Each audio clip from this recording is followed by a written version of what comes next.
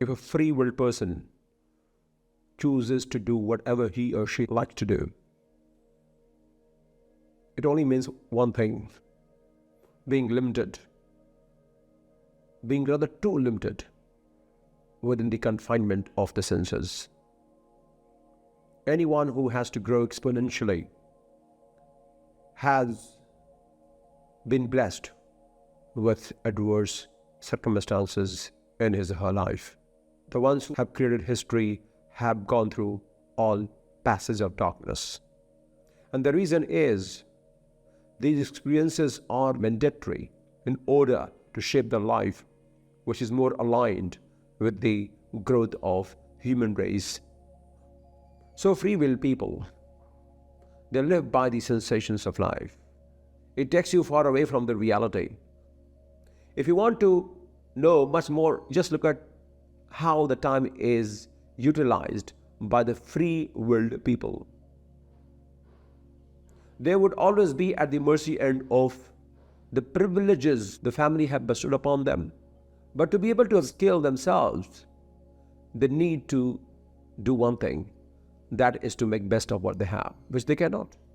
They could only use what they have, or in fact, they will denigrate what they have by complaining about it and wishing that something could be better without having to work hard for it.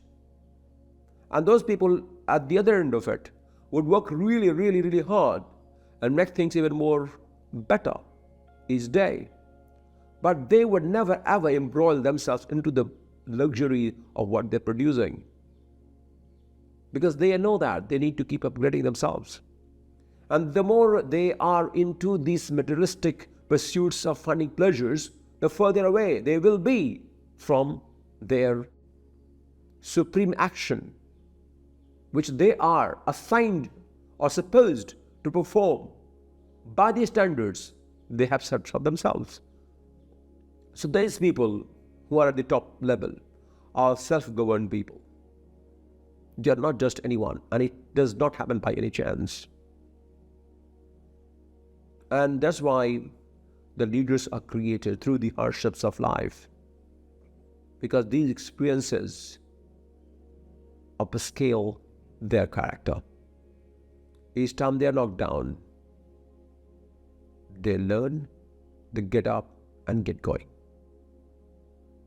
And they are not attached to these number of setbacks, because they know that if any opportunity comes on the way, if it's not utilized most judiciously, it will turn against them.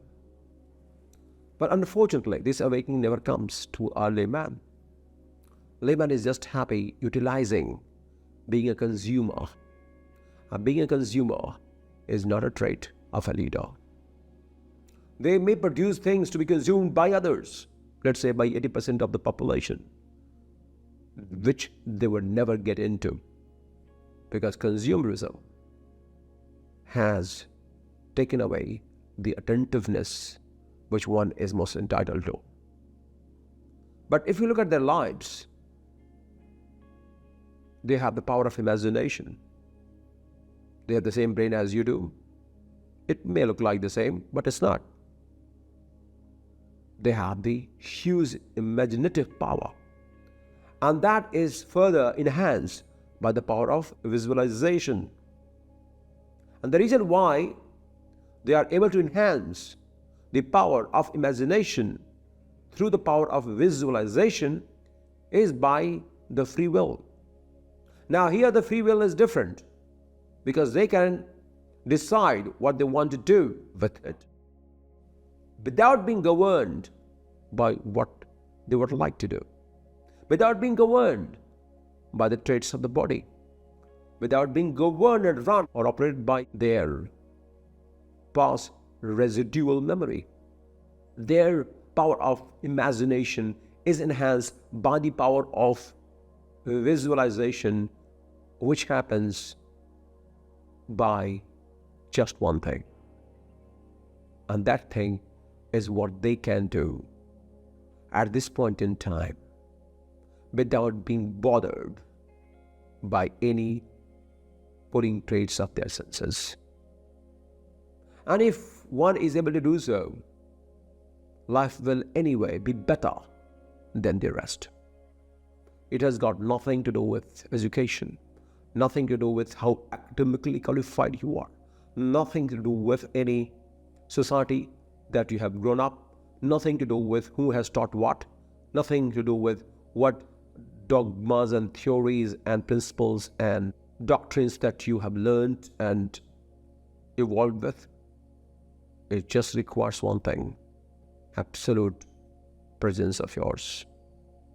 And that presence is so intensified that you are able to have the laser focus into the future. At the same time, not being dictated by the residual memory of the past. Your cells do not instigate you to behave in a particular way. You're so elevated. And if you are able to rise above without being regulated by this cellular memory of the past, and behave without being influenced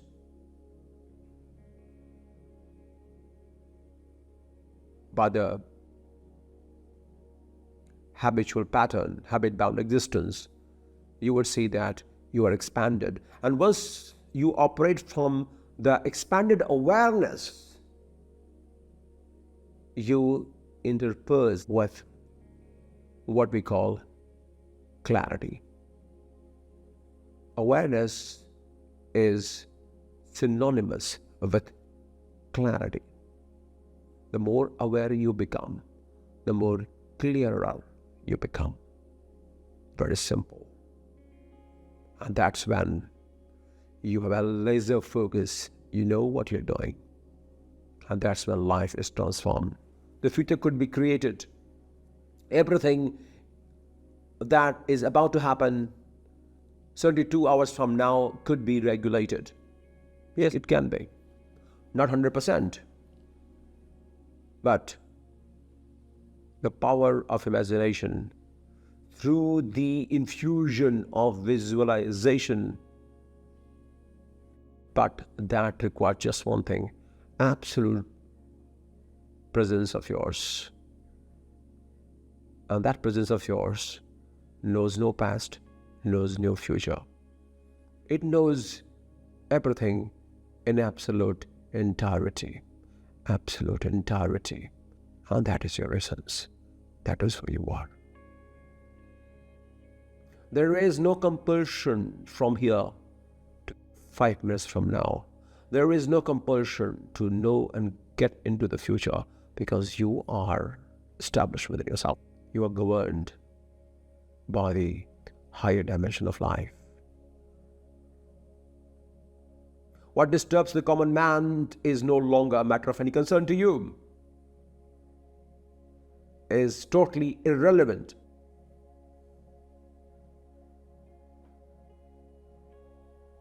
You are attentive enough to know what this movement can present to you. And that is huge. Once you have the clarity, once you are so attentive, then no matter where you come from, which caste, creed, color, nationality, educational background, academic qualification, it doesn't matter. A path will be led in its most immaculate way. But if the body rules your life, if the very corporeal needs and traits and pulse of life govern your life, then you are just a blow. Just a blow in the wind of life. You can say you are just a leaf in the storm. You have no power. And if you know thyself, if you know thee yourself, you would always behave better with what you have, glorifying each circumstance